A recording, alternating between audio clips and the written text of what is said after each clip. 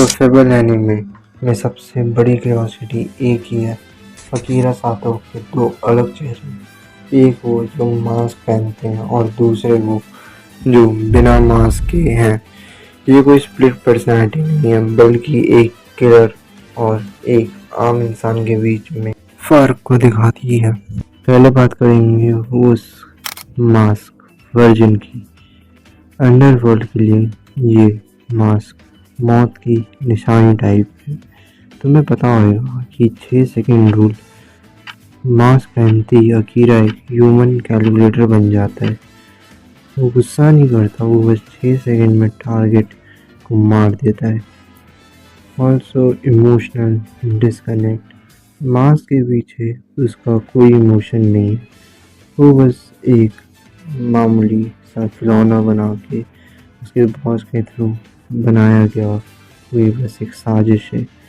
Fans के दिलों में हमेशा बस इसी बात की हैरानी रहती है कि इंसान इतना परफेक्ट कैसे हो सकता है किसी को मारने के लिए। हम बात करते हैं बिना मास्क वाले अकीरा पे। ये वो बंदा है जो 1 साल के लिए नो किल पे था। साथ ही साथ इसकी लाइफ में बहुत सारे सोशल फेलियर्स भी इसको फेस करने पड़े।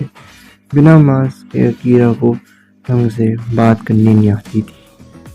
वो अजीब अजीब सी हरकतें करता था जिससे कि वो बहुत ज़्यादा ऑकवर्ड लगता था और उसकी एक वियर्ड साइड भी बनने लगी। बिना मास्क वाला अकीरा मछली के कांटे खाता था और सबसे जोक्स पे हंसता था।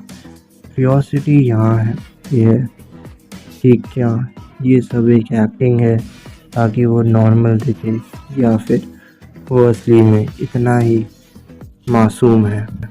सबसे बड़ा पॉइंट ये है, जब अकीरा बिना मास्क के किसी खतरे में होता है तो उसकी रियल स्ट्रगल शुरू होती है। वो चाहता तो 2 सेकंड में सामने वाले की जान ले सकता था, पर उसने वहाँ पर नॉर्मल तरीके से रहने की कोशिश करी।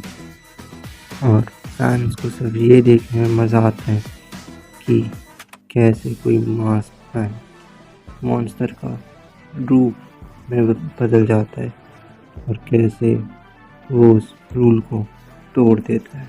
तभी तो कहा जाता है कि जब भी हम अपने किसी भी प्रोफेशनल वर्क में होते हैं तो वहाँ पे हम बहुत सारी प्रोफेशनल चीज़ें करते हैं।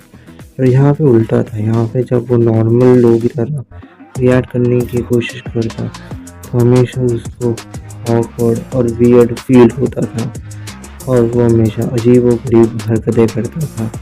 तो गाइस, हमने यहाँ से क्या देखा कि द फेबल एक ऐसे बंदे की कहानी है जो मास्क उतार कर इंसान बन जाता है। साथ ही साथ क्रेडिट जाता है उनके क्रिएटर्स को और उनके स्टूडियोज़ को, कात्सुहिसा मिनामी जो कि इसके क्रिएटर हैं द फेबल एनिमे के। ऑल्सो उनकी एनिमे स्टूडियोज़ को भी, जिसका नाम है तेजुका प्रोडक्शंस।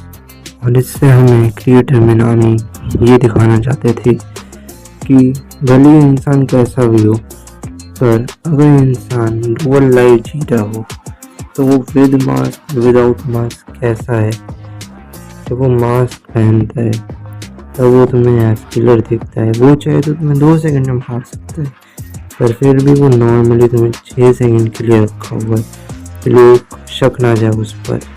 और उस मॉन्स्टर को छुपा कर रखना सबसे बड़ा मिशन यहाँ पे फील होता है।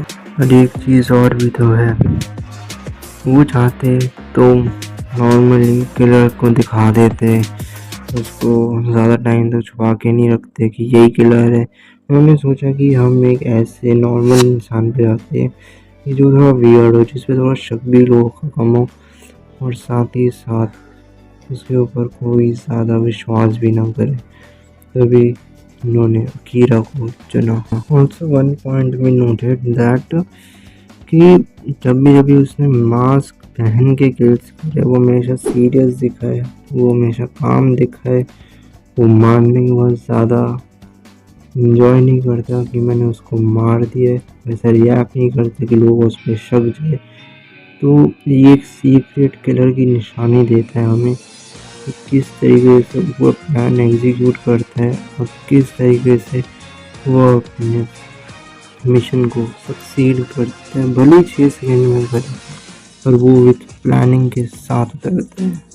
ऑल्सो तेजुको प्रोडक्शंस ने अपने एनिमेटेड एक्शन सीन्स को इतना रॉ और रियल रखा है कि बिल्कुल भी फ्लैशी पावर्स नहीं लगते, साथ ही साथ एक ब्रॉड स्किल्स दिखती है उनके एनिमेशंस में। ऑल्सो फैंस भी हमेशा हैरान रहते हैं कि मास के पीछे कोई इतना काम कैसे हो सकता है, क्योंकि हम सभी को पता है किलर हमेशा एग्रेशन से भरा हुआ होता है, वो अपने एक्शन बिल्कुल टाइम पे ले लेता है।